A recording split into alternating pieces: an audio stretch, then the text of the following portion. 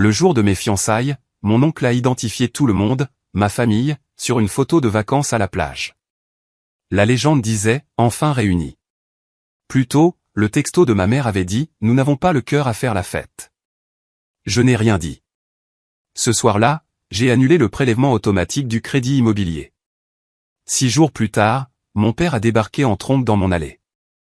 Je suis sorti et j'ai déclaré « je n'ai plus vraiment de famille. Pas celle dans laquelle je suis né.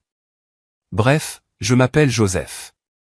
J'ai grandi dans le nord de la Géorgie, juste à l'extérieur de Marietta, une banlieue de classe moyenne, avec ses impasses, ses barbecues, tout ça.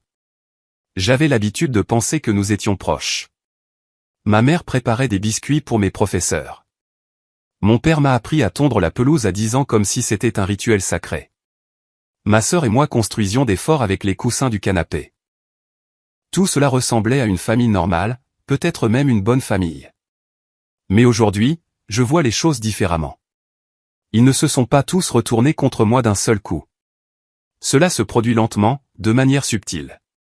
Quand j'ai emménagé avec Kayla, ma fiancée, il y a 2 ans, ils ont agi comme si je les trahissais.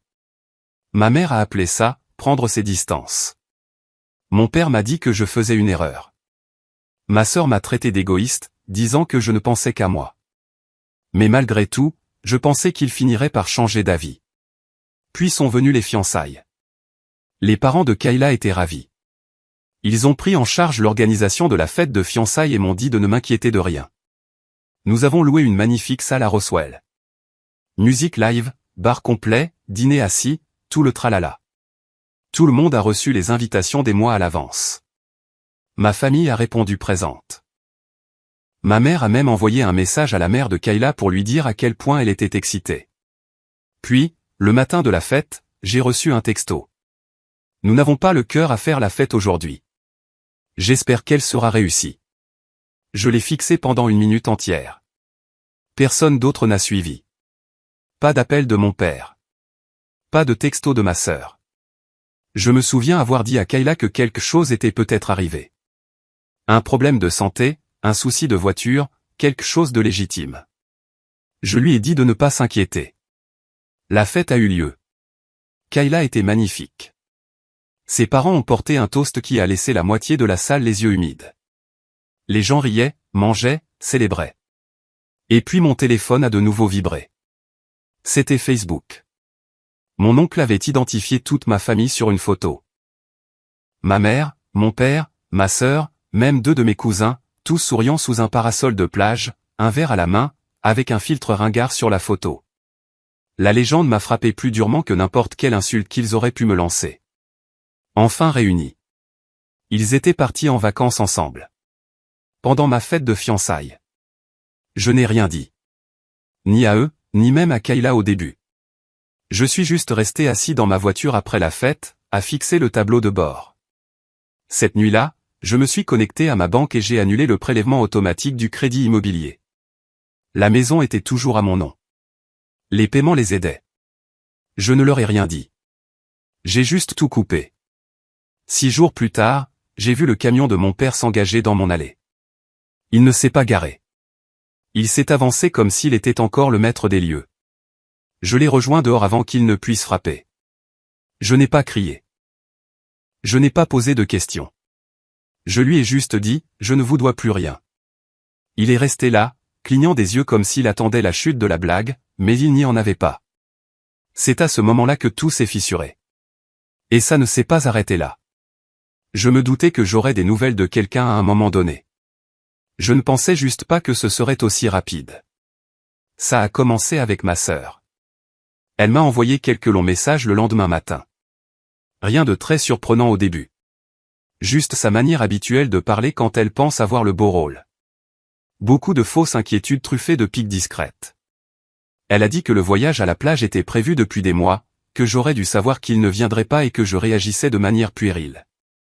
Elle a même terminé l'un des textos par « Tu sais comment est papa quand il est stressé ?» Comme si cela excusait tout. Je n'ai pas répondu.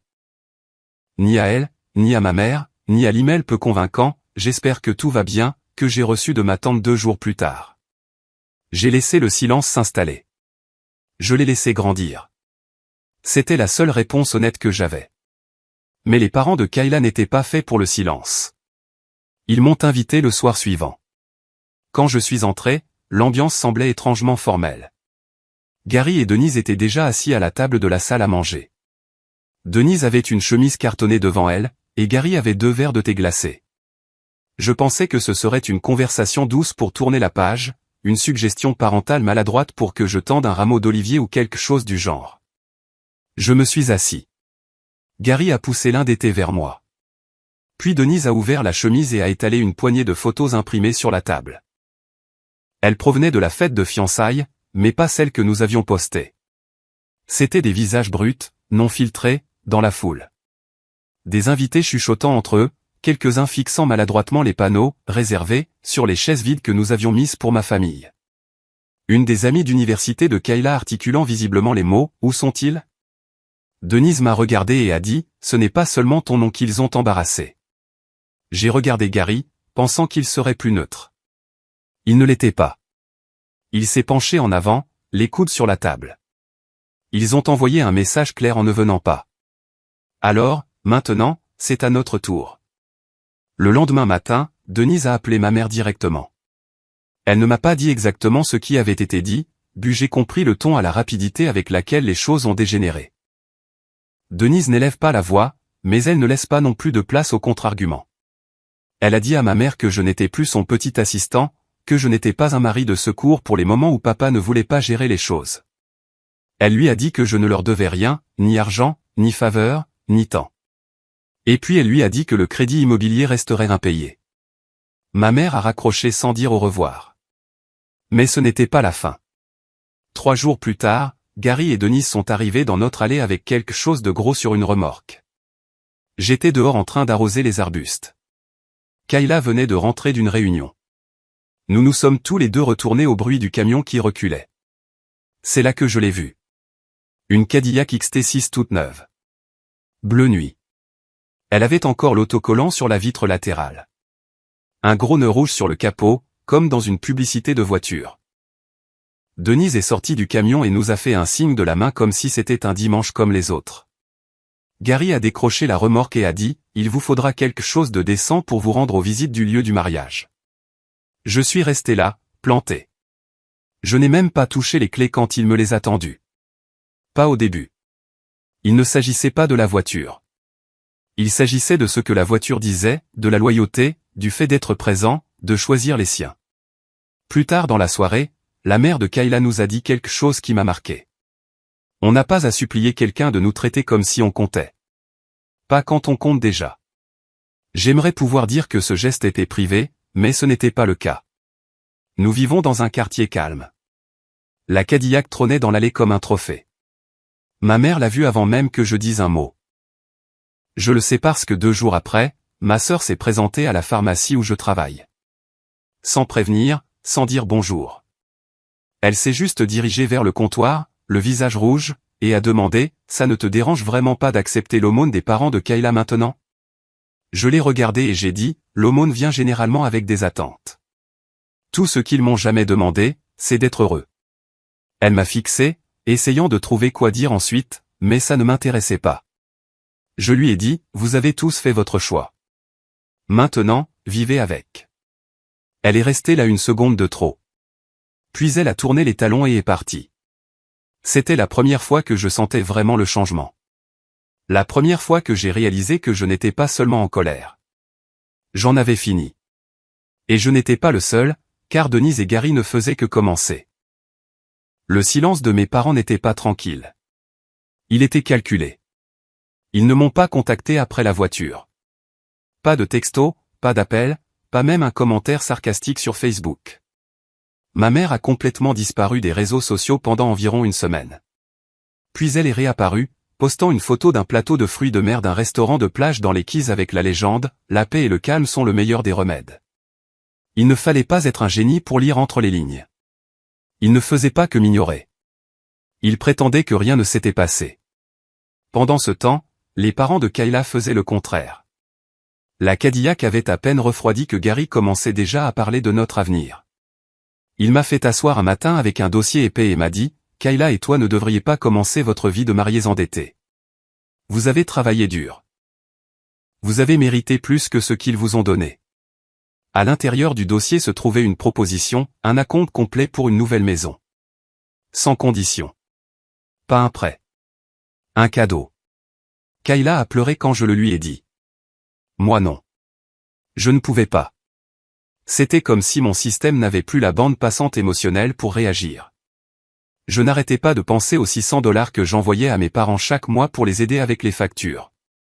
Au fait que j'avais payé leurs impôts fonciers 3 années de suite.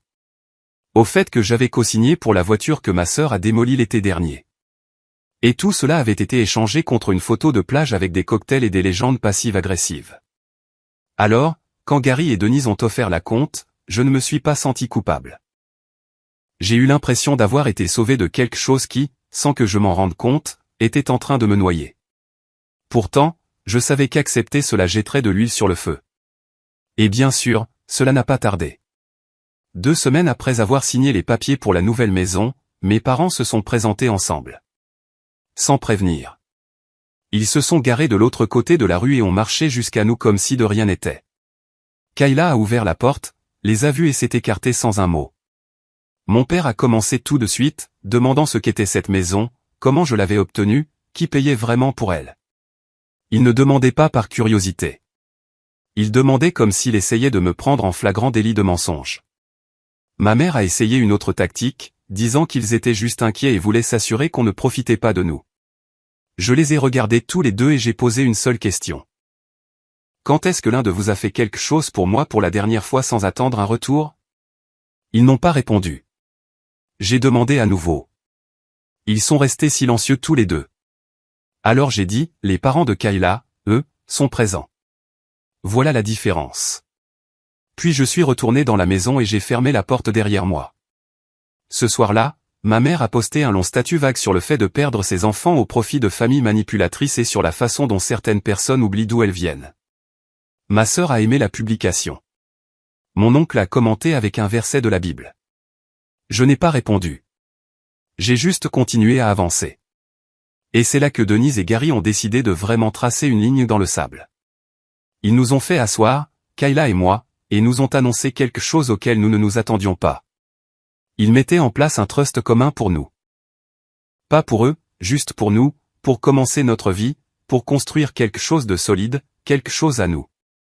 Et ils l'ont dit clairement, en termes simples, vous deux, vous êtes notre famille maintenant. Nous sommes à fond avec vous. Ça faisait du bien.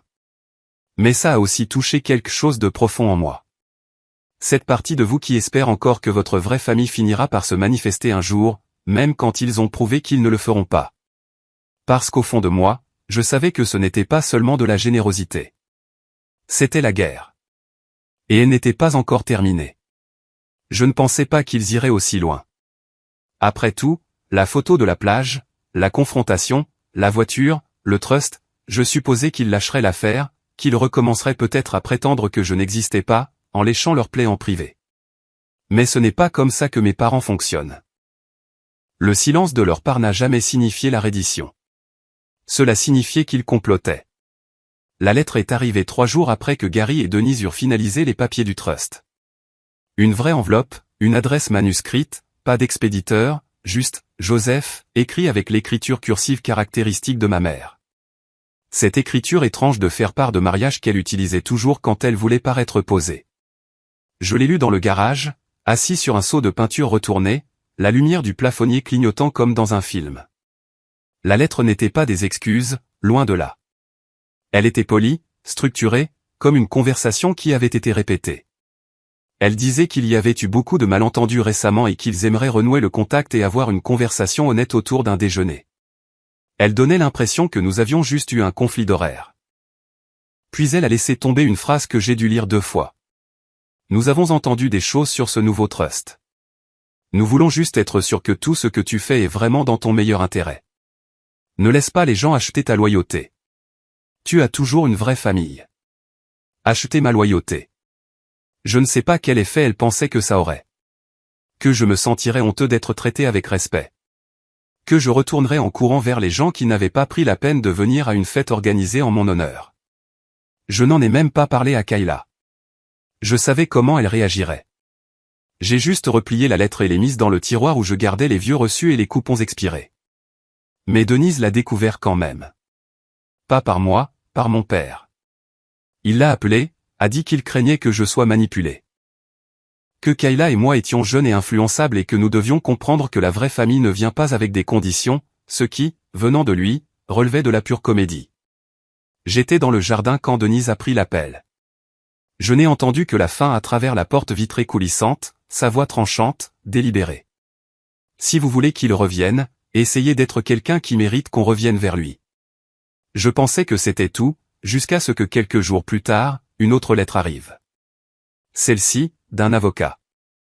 Mes parents déposaient une plainte, une demande formelle de remboursement pour des actifs partagés et des prêts familiaux. Ils avaient tout listé, l'acompte que je leur avais offert il y a 5 ans, la voiture pour laquelle j'avais co-signé pour ma sœur, même quelques appareils de cuisine que j'avais commandés pour eux lors de leur rénovation. Ils me poursuivaient en justice pour des choses qu'ils n'auraient pas pu se payer sans moi au départ. Je suis resté dans la cuisine, tenant la lettre, et pour la première fois dans tout ce désordre, je n'ai pas pu rire. Ce n'était même pas le procès en lui-même. C'était la mesquinerie, la réécriture délibérée de l'histoire. Ils avaient pris tout ce que j'avais donné et l'avaient transformé en une dette. Kayla n'a pas dit grand-chose au début. Elle a juste lu la lettre, puis a levé les yeux et a dit « Bien. Laissons-les essayer ». Gary est allé encore plus loin. Il a appelé un avocat qu'il connaissait depuis l'université, un type vif et silencieux qui n'a pas sourcillé quand nous lui avons expliqué la situation. Il a dit que nous avions largement de quoi déposer une contre-plainte. 2 jours plus tard, nous avons riposté, non seulement pour nous défendre, mais pour réclamer le remboursement intégral du crédit immobilier, les réparations de voitures impayées et des dommages et intérêts pour harcèlement. Je pensais que ça les ferait enfin taire. Mais mes parents n'avaient pas épuisé toutes leurs cartes. Ils avaient manqué la fête de fiançailles, mais ils avaient répondu présent pour le mariage. Et c'est là que les choses ont pris une tournure que je n'avais jamais vue venir. Nous avons gardé le mariage intime pour une bonne raison. Après tout, l'absence aux fiançailles, le procès, les insultes, Kayla et moi voulions juste la paix. Ses parents ont géré chaque détail comme des professionnels. Nous avions un lieu de réception sur une colline surplombant le lac. Cérémonie au coucher du soleil, dîner familial, un trio de jazz live au lieu d'un DJ. Il y avait 62 personnes au total. Chacune d'entre elles avait mérité sa place, sauf 2. Une semaine avant le mariage, nous avons reçu l'enveloppe de réponse de mes parents. Cochés, seront présents. Rien d'autre, pas de mots, pas d'appel. Juste une paire de noms imprimés déposés au milieu d'une journée qui n'était pas destinée pour eux. Kayla ne les voulait pas là. Denise voulait les interdire. Je lui ai dit que je voulais qu'ils viennent. Pas pour me réconcilier. Je voulais qu'ils s'assoient au fond et regardent quelque chose dont ils ne faisaient pas partie. Je voulais qu'ils se sentent comme des invités dans un monde qu'ils avaient abandonné. Qu'ils sentent à quel point ils s'étaient éloignés. Et donc ils sont venus. En retard, bien sûr. 5 minutes avant la cérémonie, ils sont entrés ensemble comme un couple divorcé essayant de sauver les apparences, tous les deux en noir, sans même subtilité. Ma mère dans une sorte de robe à col montant qui ressemblait à une robe de veuve. Mon père dans un veston froissé et des lunettes de soleil à l'intérieur, comme s'il ne supportait pas de regarder quoi que ce soit clairement. Ils se sont assis au dernier rang. Personne ne les a salués. Quelques cousins de Kayla ont chuchoté entre eux quand ils sont entrés, mais personne n'a dit un mot. Je n'ai même pas jeté un regard dans leur direction. La cérémonie était parfaite. Kayla était radieuse. Ses vœux ont fait faire une pause à l'officiant. Denise a pleuré. Gary avait l'air de regarder sa propre fille marcher vers un avenir meilleur que celui qu'il avait jamais eu. J'ai ressenti quelque chose que je n'avais pas ressenti depuis des mois. La quiétude. Pendant le dîner, j'ai remarqué qu'ils étaient partis. Disparus discrètement avant que le gâteau ne soit coupé. Pas surprenant. Mais ensuite, une serveuse est venue vers moi, une fille nommée Léa, je crois, et m'a tendu une petite enveloppe blanche. Quelqu'un m'a demandé de vous donner ça. Il a dit de ne pas l'ouvrir avant d'être rentré. Je savais exactement de qui ça venait avant même de regarder. Nous sommes rentrés vers minuit. Kayla était à l'étage en train de se brosser les cheveux, fredonnant encore l'une des chansons de la piste de danse. Je me suis assis dans le salon avec un verre d'eau et j'ai ouvert l'enveloppe. À l'intérieur se trouvait une note pliée et un chèque. La note disait, en te rendant ce que tu penses que nous te devons. Nous ne te contacterons plus. C'est tout. Le chèque était de 28 000 $. Je l'ai regardé pendant un long moment. Mon nom imprimé proprement en haut. Le montant écrit de cette écriture raide et soignée que ma mère utilisait quand elle essayait d'être sans émotion. Ce n'était pas juste un chiffre. C'était chaque dollar que je leur avais jamais donné. Les paiements de la maison, la co-signature de la voiture, la carte de crédit que j'avais remboursée quand mon père l'avait plafonnée pendant la pandémie. Ils avaient tout additionné au centime près et l'avaient renvoyé. Je pensais que je me sentirais soulagé, libéré, comme si un énorme cordon avait enfin été coupé. Mais je n'ai pas ressenti ça. J'ai eu l'impression d'un divorce, comme s'ils avaient transformé toute notre relation en un bilan comptable, réglé les comptes et étaient partis sans même une signature. Kayla est descendue et m'a trouvé tenant toujours le chèque. Elle s'est assise à côté de moi et a demandé, « Qu'est-ce que tu vas en faire ?» J'ai répondu, « Je ne sais pas, parce que je ne savais pas. » Je n'étais pas en colère. Plus maintenant. Juste vide. Il y a une sorte de tristesse qui vient quand on réalise que quelqu'un n'a vraiment aucun intérêt à réparer ce qui est cassé. Il préférerait prétendre que ça n'a jamais été fissuré. Ils n'ont pas seulement rendu l'argent. Ils m'ont donné le mot de la fin. Et d'une certaine manière, j'avais toujours l'impression de perdre. Mais j'ai encaissé le chèque quand même, parce que je n'allais pas jeter la seule chose honnête qu'ils aient jamais faite. Et même si je n'avais plus de famille, j'avais Kayla. J'avais ses parents. J'avais une nouvelle maison, un nouveau départ. Parfois, c'est à ça que ressemble la guérison, quelqu'un qui claque une porte et vous qui décidez de ne plus jamais l'ouvrir. Après que le chèque a été encaissé, c'était comme s'il n'avait jamais existé. Pas un mot, pas un murmure. Mon téléphone est resté silencieux pendant les fêtes. Pas de texto pour Thanksgiving, pas de fil de discussion familiale passif-agressif avec des captures d'écran de Tarte ou du chien de ma sœur en costume d'Halloween. Noël est passé. Kayla et moi l'avons passé avec ses parents dans le Colorado, bloqués par la neige, à faire de la soupe et à regarder de vieux films. Ça aurait dû être paisible, et ça l'a été en grande partie. Mais il y avait une douleur à laquelle je ne m'attendais pas. Pas pour eux exactement, mais pour l'idée d'eux. La version en laquelle je croyais autrefois. Celle où les parents sont là pour vous, peu importe le désordre. La version où les familles se disputent et pardonnent, pas où elles se disputent et se poursuivent en justice. La première année après avoir coupé les ponts avec quelqu'un est étrange. On se surprend constamment à tenter d'atteindre une connexion qui n'existe plus. J'avais l'habitude d'appeler ma mère quand je ne me souvenais plus d'une vieille recette. Je me suis arrêté 3 fois rien qu'en janvier. Kayla me surprenait parfois à regarder dans le vide. Je disais juste que je réfléchissais, ce qui n'était pas un mensonge, mais ce n'était pas non plus toute la vérité. La vérité, c'est que j'attendais quelque chose. Même si la lettre avait dit « Nous ne te contacterons plus », je m'attendais à moitié à ce que ma mère craque. Elle finissait toujours par le faire, mais pas cette fois, et mon père non plus. Puis est venu le moment qui a tout scellé. Les parents de Kayla nous ont invités dans leur maison au bord du lac pour le Memorial Day. Juste un week-end tranquille, barbecue, bateau, peut-être quelques amis. Nous y sommes allés, avons séjourné dans la chambre d'amis comme toujours. Et la première nuit après le dîner, Denise a sorti quelque chose emballé dans du papier de soie. Elle a dit que c'était pour nous, juste comme ça. Je l'ai ouvert et je suis resté là à le regarder. C'était une clé. Une vraie clé de maison en laiton poli. Pour la maison du lac, a dit Gary. On s'est dit qu'il était temps qu'elle appartienne à plus que nous deux. Il mettait l'acte de propriété à nos noms. Pas tout de suite. Il l'utiliserait encore quelques années, mais il voulait que nous l'ayons, pour la transmettre un jour. Je ne savais pas quoi dire. J'ai essayé de protester, de leur dire que c'était trop, mais Denise a juste secoué la tête et a dit, « Tu l'as déjà mérité, Joseph. Tu avais juste les mauvaises personnes pour mesurer ta valeur. » Cette nuit-là, pendant que Kayla dormait à côté de moi, je suis resté éveillé à penser à cette clé, au chèque et à l'enveloppe que je n'ai jamais renvoyée. J'aurais pu écrire quelque chose. J'aurais pu répondre, essayer d'avoir le dernier mot, mais je ne l'ai pas fait, parce que le silence est aussi une réponse. Quelques semaines plus tard, j'ai eu une autre surprise. Ma sœur m'a envoyé une boîte par la poste. Pas de mots, juste une boîte en carton avec 2 de mes trophées d'enfance, une photo de bébé dans un cadre fissuré et un vieux sweat à capuche que j'avais laissé il y a des années. Tout le reste, tous les cadeaux, les meubles, les appareils électroniques que je leur avais achetés au fil des ans, ils l'ont gardé. Mais les choses sentimentales ont été renvoyées. Kayla l'a ouverte et m'a regardé attentivement. J'ai juste haussé les épaules et j'ai dit, je suppose que c'est leur façon de tourner la page. Et c'est la dernière fois que j'ai eu de leurs nouvelles. Pas de grande dispute, pas d'explosion finale, juste une fin silencieuse et froide à quelque chose que je pensais indestructible. Maintenant, j'ai une nouvelle famille.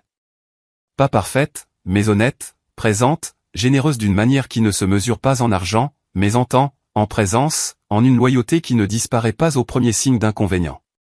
C'est une chose étrange d'être reconnaissant et en deuil en même temps. Mais j'ai appris que les deux peuvent exister chez une seule personne. Et j'ai appris à arrêter de pleurer ce que je n'avais jamais vraiment eu, en fin de compte.